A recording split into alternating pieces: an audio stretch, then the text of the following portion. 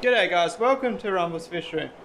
So today I was going to work on the ply tanks and basically it's morning and they're covered in mildew.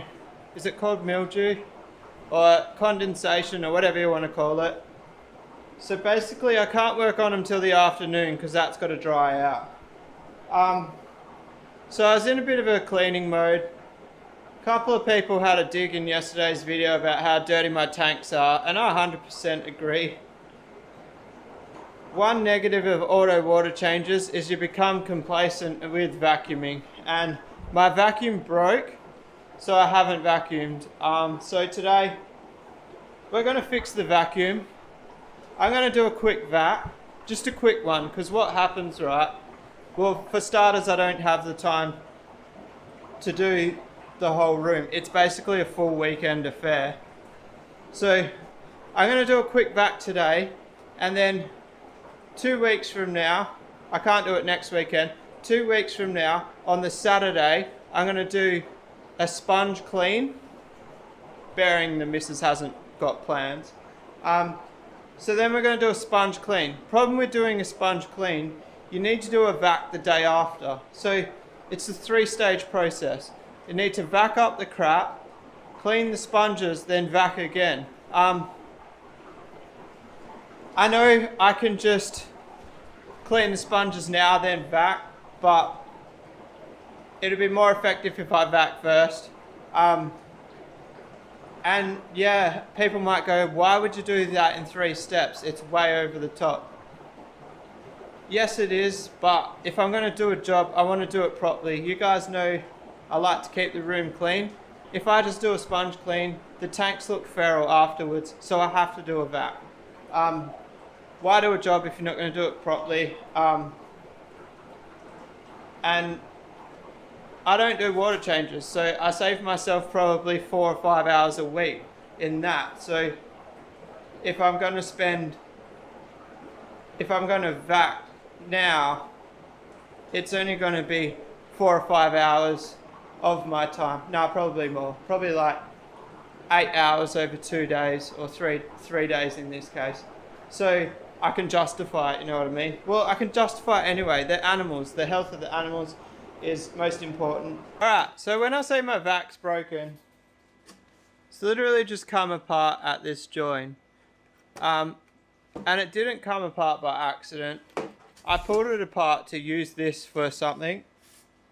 I can't remember what. I think it was like unblocking the drain on the koi pond.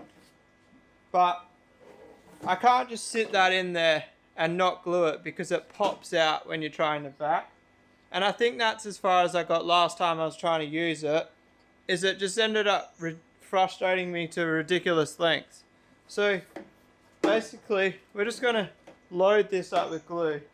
Fun fact, for those of you who don't know, I've said it 100 times, but the 32 millimeter, I think it's called 32. Pipe size is always so confusing. 32 millimeter grey water hose from the big green shed fits straight into a 25 millimeter. What's it called? Is it DVM or? Anyway, a 25 millimeter solid PVC fitting. It doesn't say it on it. So basically, if you put, I'll actually give you a better example while we're on the subject. It's a bit of a segue, I guess. Alright, so if you put 25 mil bulkheads in your tank, you can actually use the grey water hose for your drains. Now what this means is that's a flexible joint from the tank to the drain. So say you do a solid joint straight into this pipe and it's on the ground. If you ever kick that pipe, you'll crack the bottom of all your tanks. This isn't a good example because it's ply, but I gotta sneeze.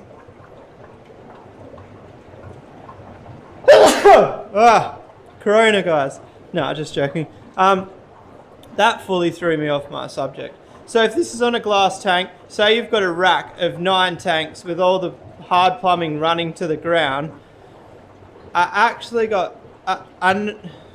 got told a story about somebody who had 9 tanks plumbed into a drain, and the drain run on the ground past the tanks, and the person actually kicked the pipe quite hard walking past and cracked all 9 tanks. So I'm a huge advocate for this pipe. It's probably like my favorite ingredient to my fish room.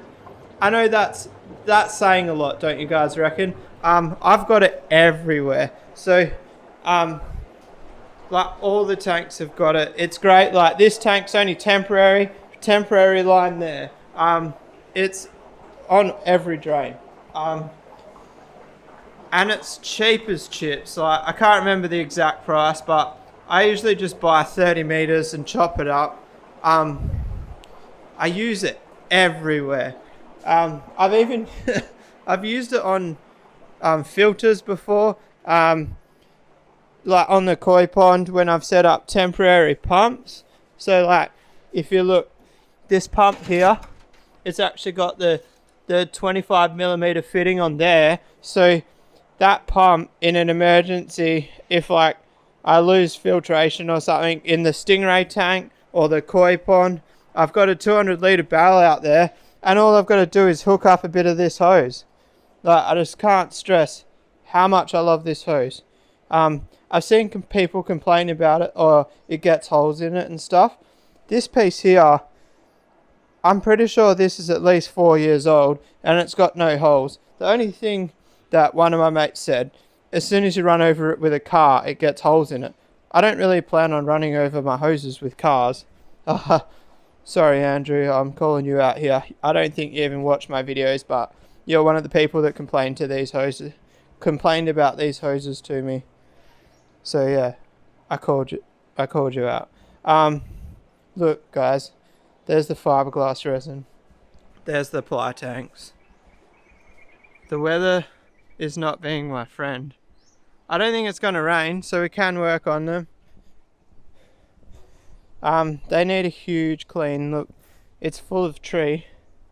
I'm not going to film the next coat, but the next coat is just purely resin. I won't film until gel coat, because nobody wants to see me roll more clear resin. So even though there's no content on this today, don't worry guys, I'm working on it. Alright guys, so the lighting switches are coming in handy. Look, I've turned all the back tanks off, so we've got no glare on the tank, and we've set the mood in the room. Maybe the flower horns might breed. So I didn't tell you guys, this is actually a water bottle that I melted and shaped, and I put a bit of egg crate in it. This is a 1.25 bottle. I kind of want to remake this thing with a 600ml bottle, but I've just never got around to it because it actually does collapse on itself. It's not quite strong enough. Good thing about this is I don't have to suck on the end of the hose. I've got the end of the hose just in the soap well drain, because I don't want all this debris going into my IBCs. If you're new to the channel and don't know what I mean by my IBCs, all the water goes into my retic system, and basically the debris blocks the pump. So with this, I just put this in the water and turn this tap off. I've just lubed the tap, so then take this out. You've got to keep that join on the pipe underwater, and then do like a monkey trick, and then now it's siphoning. Come around this.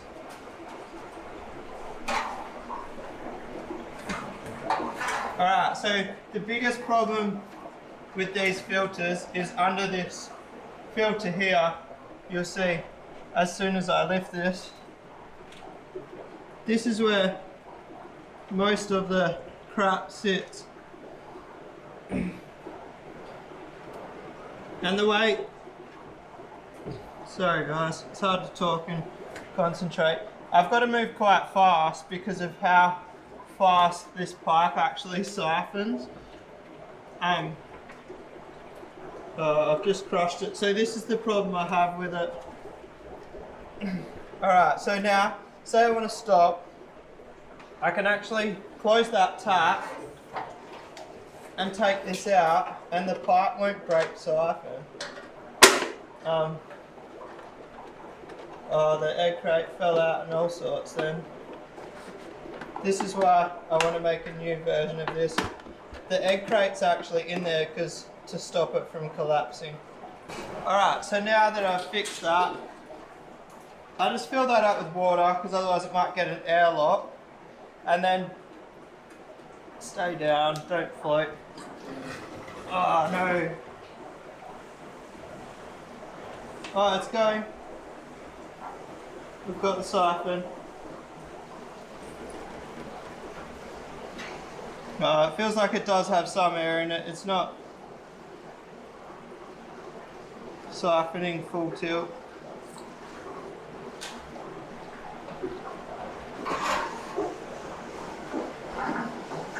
It's doing alright. Slow is actually probably a little bit better because I don't want to drain the whole tank. I only want to really drain enough to do a big water change.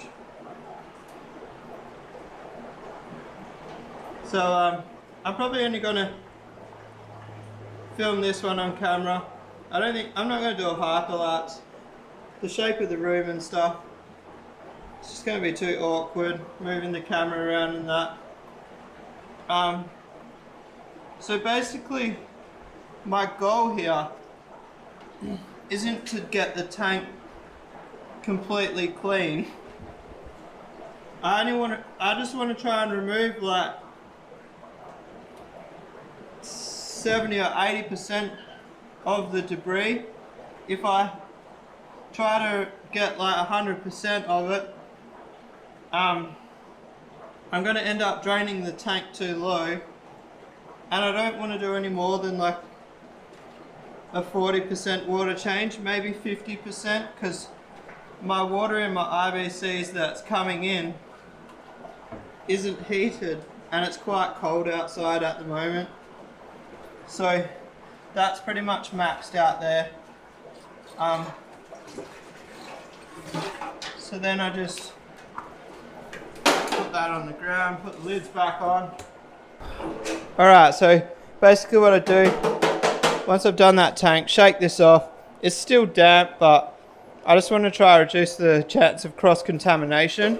And so basically you'll notice I did Elsa's tank first because he is the most important fish to me. So then I'm going to work my way across the flower horns and then into the Africans, because I don't trust going from Africans to flower horns. I don't know, there's something about the Africans that they seem to just, if I ever have like an African fry and flower horn fry together, the flower horns seem to get sick. So I just don't know if like Africans can hide worms better than flower horns if they do happen to carry them. But anyway, that's my theory. I'll get back to you guys when we're a bit further or finished. I'm not sure yet. Alright guys, it wouldn't be a day of vacuuming without a couple of dramas. So this pipe has actually popped off here. When I was vacuuming the top tanks, I was just dropping this on the ground, so I was hitting the ground quite hard. And it turns out the glue joint I did in probably like 2005 maybe has let go. When I picked this up today, I did notice that the whole pole piece felt a bit loose, like I could feel a rattle. So that was obviously it. So I do want to answer one thing I know you guys will question. Why is the white bit for the tap so long? It's actually for that Spider-Man trick I did before, how I like wrapped my leg around it. The longer piece makes it easier to turn the tap. And I actually did put a bit of lube on the tap and it seems to be working way better. But anyway, I'm just going to glue this back together. I just thought I'd show you guys what had happened. Alright, so I glued it back in. It was still wet, so my idea around that was I tried to paint the water off with the glue. I don't know how well it's gonna stick, but oh, and the other thing, when I put it in the tap, it was really loose. Like it slid in real easy, and like even all the way in, I could spin it. So I'm actually just going to give that a little bit to dry off, because I definitely don't think that was the best bond in the world. And when I hold this pipe up, the weight of this hose is actually quite heavy, so it does put a lot of strain on that joint. Even though it's not under like water pressure, it's under pulling pressure.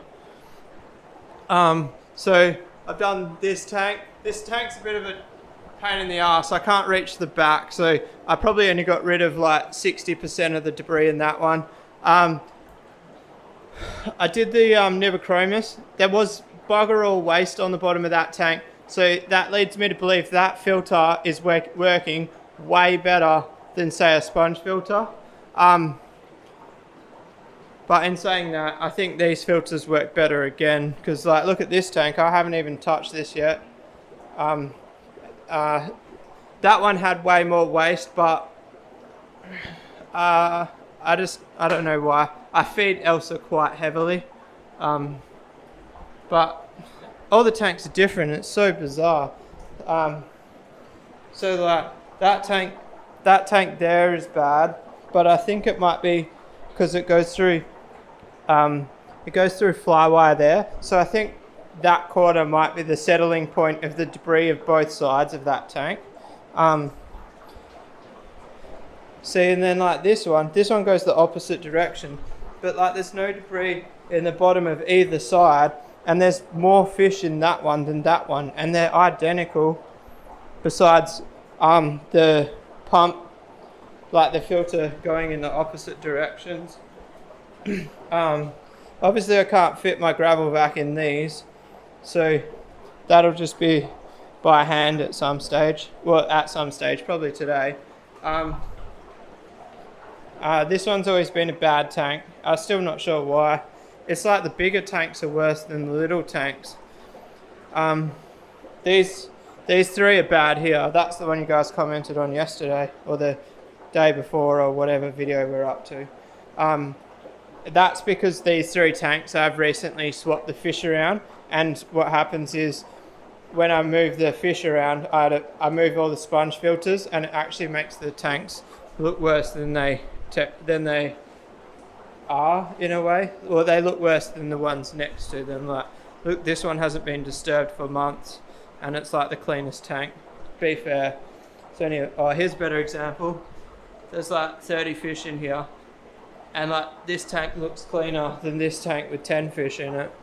I don't really know how it works. Buccochromis, they're pretty high waste, but yeah, honestly, I got no idea how it works. These are all running the same filter, and the debris is completely different. And then that one, those two there are the ones that have got me shocked. Those container filters, worth their weight in gold. Those two tanks are like the cleanest and biggest bioload tanks that I've got, if that makes sense. So, well, what's an example? Like, well, I don't really have one at the moment. Like, we've seen how dirty the Stragatus tank is, and that's less bioload than them for sure. But then like the Buccochromis tank is completely clear, pretty much. Like, it's got light debris on the bottom, but I think maybe it's probably just the type of fish, hey? Like, some fish will like scavenge the bottom more than others. Drop a comment, guys. I've just puzzled myself talking about this. But anyway, I'm going to carry on. I'm not going to do a hyperlapse because I'm like shooting across the room and stuff. And like, who really wants to see a hyperlapse of me standing here with a pipe? You're not actually going to be able to see in the tanks. So I'll see you guys after. Alright guys, I got him into a bit of a rhythm. Those top tanks actually didn't take much. You can see how high the water level is. Especially the Star Sapphire tank, that was clean as mustard. It's actually just got like black algae on the bottom. That's like one of my goals behind breeding these bristlenose, is to get more in the tanks. So now I'm going to do the middle rack. I don't know if I'm going to do the fry tanks with this or not. I've undecided. It is super aggressive. It's pulling out probably 50 litres in like 3 minutes, if not less. Obviously 32mm hose. So I'm not mucking around here. Anyway, I'm gonna get it done. Alright guys, so they're all done. In the video, that probably looks like dirt. That's algae. So just reiterating my need for more bristle nose.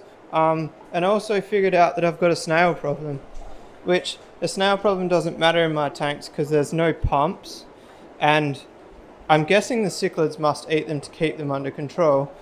There's a couple there, but it literally just looks like dirt on the bottom, and then I went to vac it up and realized that there's snails.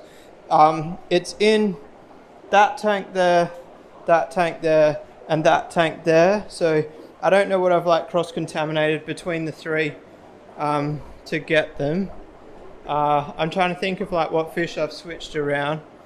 It's probably just the PVC pipes. I do move them around a bit, different sizes for different fish. So anyway, I found like I want to say 12mm hose. I think it's 12. Anyway, it's quite long. It's perfect for vacuuming the fry tanks, I reckon. So I've literally only got 8, 9. Well, it's 10 tanks, but if you count the dividers, it's like lots more than 10, like 20 to 30. Especially if you count those dividers there. But anyway, I'm just going to do that. Once again, I'm not going to do a hyperlapse. I film it. Or should I do a no, I won't do a hyperlapse. This video is getting pretty long. Plus, like, you guys don't need to see me suck the bottom of the tanks. I do want to try and make a habit of this, guys, like once a month. So I'm sure you guys will keep on top of me in the comments. Alright guys, all the tanks are done. The only ones I didn't do is the ones with gravel in them, and I didn't do the Buccochromis tank. It looks so clean for some reason. Alright, so worst tank, definitely the bottom one with the Mapanga red fry in it. I've got no idea why. They're only 3 centimeters. Best tank, probably, well, either the Buccochromis tank, because I didn't have to touch that, but runner up was the Nibochromis polystigma tank. They're huge, but that male is almost 15 centimeters. The bucco in there is like 17 centimeters and no debris. So waste versus cleanliness, they definitely win. But you know what the best thing about vacuuming my fish room is? Hands down, the absolute best thing, and I feel like some of you are going to be jealous of this. Use that jealousy in a positive way and make your fish rooms better. Do this. If anybody wants to do this to their fish room, don't hesitate to message me. I'm a huge advocate for this, but let's just stop dribbling shit and I'll show you what I'm talking about. Alright, so anybody that is new to the channel wouldn't have seen this, but we've got 2 IBCs full of water here. We've got all these tanks in there at half mast, and my tanks won't run half empty because they're all air driven. They need to be full. So we just come over here, manual, all, next, put it on, long time. It's going to take at least an hour to fill back up. So if we just put that on, 62 minutes, next, on. Hear that noise? Oh, I gotta quickly vac this tank. Pump on. Now, our tanks have these hoses with water coming out. Every single tank is going to top itself up. Now I can't get the hose back in. Alright, it's going through this hole for now. One good thing about doing this is all these water levels are low, and I can actually figure out, I can make sure the water change system is working properly, because if one tank doesn't fill up, that means that its pipes are blocked. If there's one thing I can try to convince you to do when building a fish room, it is do automatic water changes. Even if not completely automatic, semi-automatic. Yeah, I got to turn a tap on, who cares? All the tanks with a hose running to them. It's a lot of plumbing, it is, but it is the best thing I have ever done fish-wise. My tanks are filling up right now while I'm talking to you. We're not filling one tank up and waiting for the hose. That's an interesting one. I would have gone with that. I am filling up like 30 maybe. I can't remember the number. Should I count? Nah, can't bother. I think it's like 28. I'm filling up 28 to 30 tanks at once, simultaneously. This cost me, I'm going to say $2,500 in plumbing and stuff, but I'm saving 5 to 10 hours a week. I just can't reiterate that enough. I'm pretty sure you can tell from this video how passionate I am about trying to convince more people to do it. And I'm always only a message away for questions about how to do it. Just don't message me asking me about it if you're not serious about doing it. I get a lot of messages of people that ask me about it and then I notice they don't do it. If you're not going to do it, there's no point in wasting my time. But if you are doing it, I'll give you as much time as you want to help you out. But on that note, if you like this video, guys, give it a thumbs up. If you want to subscribe for more, hit that little red button. If you do want to see hyperlapses next time I do a clean, comment below. And I'll see you guys tomorrow. Peace out.